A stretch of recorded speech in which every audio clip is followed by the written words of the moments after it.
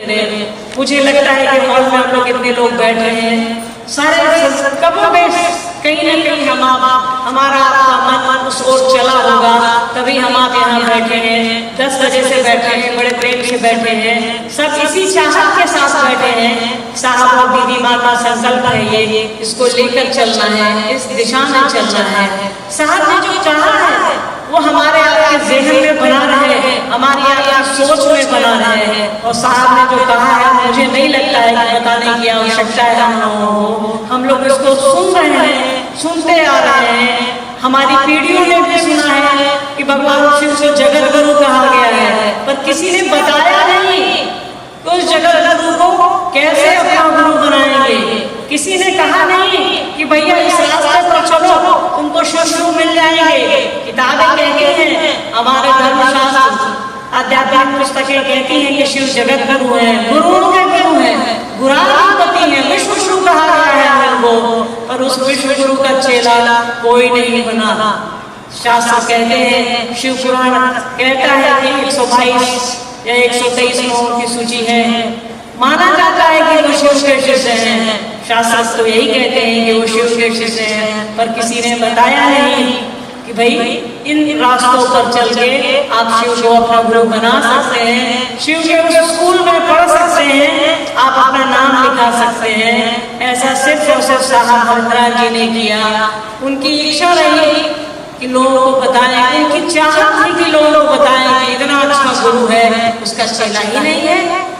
उससे हम आप सभी कुछ मानते हैं। सावन चल रहा है, हम आप एक जल लेकर दूध और बेलपत्र लेके पता नहीं क्या क्या लेकर शिवलिंग पर डालते रहते हैं। उससे मांगते रहते हैं कि संतान मांगते हैं, बेटा मांगते हैं, बेटी मांगते हैं, घर मांगते हैं, द्वार मांगते हैं, चीजें मांगते हैं, सामान मांगते हैं। उससे ज्ञान नहीं मांगते हम आप, वो सब कुछ देता है।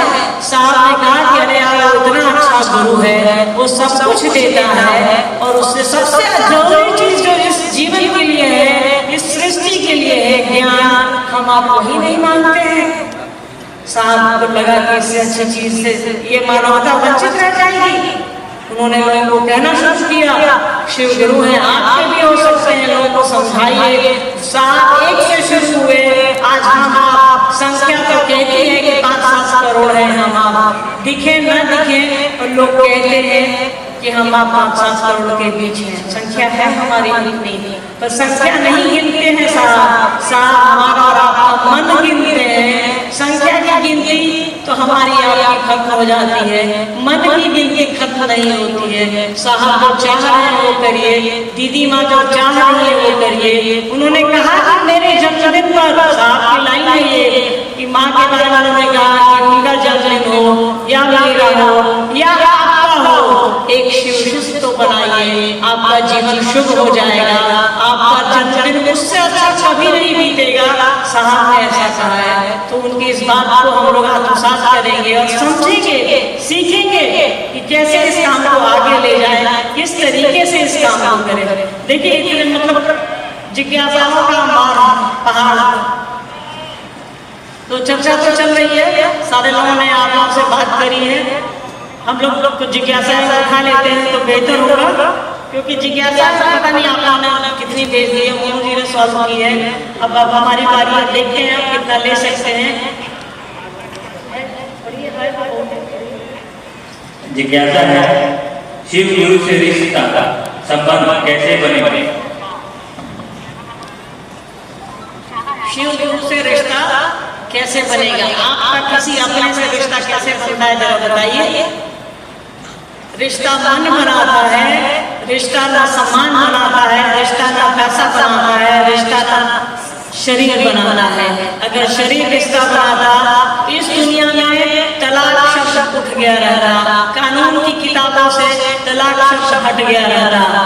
रिश्ता मन बनाता है, एक साथ रहते हैं, एक छत के नीचे रहते हैं, पति पत्नी में झगड़े होते हैं, भाई भाई में होते हैं, माँ बच्चे में हो रहे हैं, बाप बेटे में हो रहा है, भाई बहन में हो रही है, लड़ाइयाँ चलती रहती हैं। तो रिश्ता मन में बनता है। जब मन में रिश्ता बनाइएगा तो झगड़े नहीं होते, मन में प्रेम उपजता है, रिश्ता उपजता है, भाव उपजता है, वहाँ कोई बदलाव या कोई झगड़ा नहीं होता, वहाँ कोई मनमुटाव नहीं होता। तो सारा खेल मन का है, मन ही वो मशीन है जो सारा काम करती है, मन से ही सब कुछ है।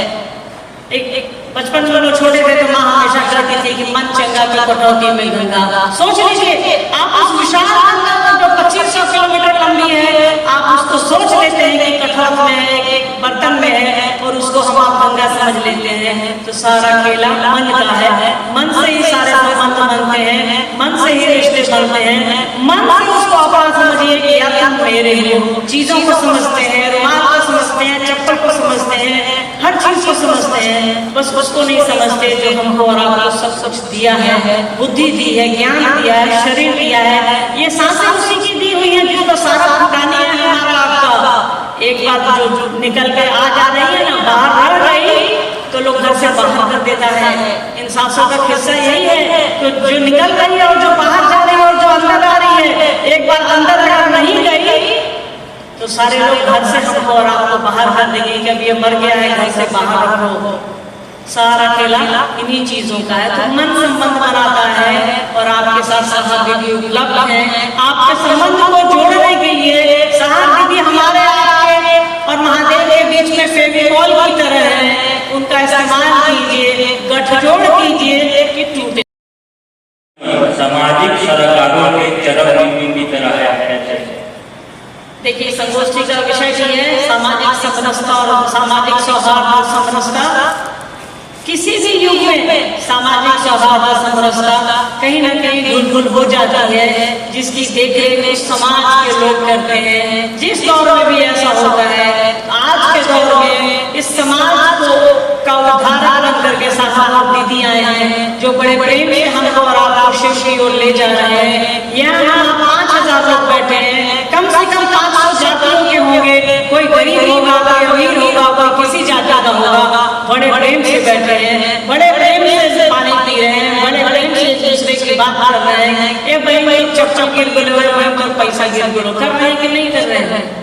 सारे लोग बड़े बड़े से कर रहे हैं। तो यही तो सामाजिक समरसता है, सामाजिक सौहार्द है। और साहब का जीवन तो सबसे बड़ा उदाहरण है, दीदी माँ का जीवन सबसे बड़ा उदाहरण है। राजा की बेटी नहीं दीदी, और वो नंगे पैर पुराने लोग बैठे हैं आप लोगों के बीच में मंच पर, उनसे पूछिए, उनसे समझिए कि नंगे पैर वो कैसे चलती थी और उनका पैर इतना कोमल था कि जब वो नंगे पैर चलती थी तो पूरा नीला हो जाता था।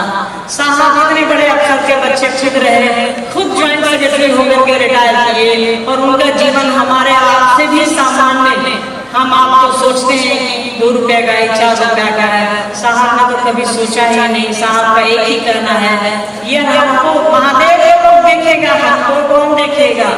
तो साहब के महादेव को लेकर के चलिए। साहब के का सामाजिक जीवन, साहब का मानसिक जीवन, साहब का आध्यात्मिक जीवन आपके उन्नयन के लिए है, आपकी उन्नति के लिए है, तो उनके साथ लीजिए।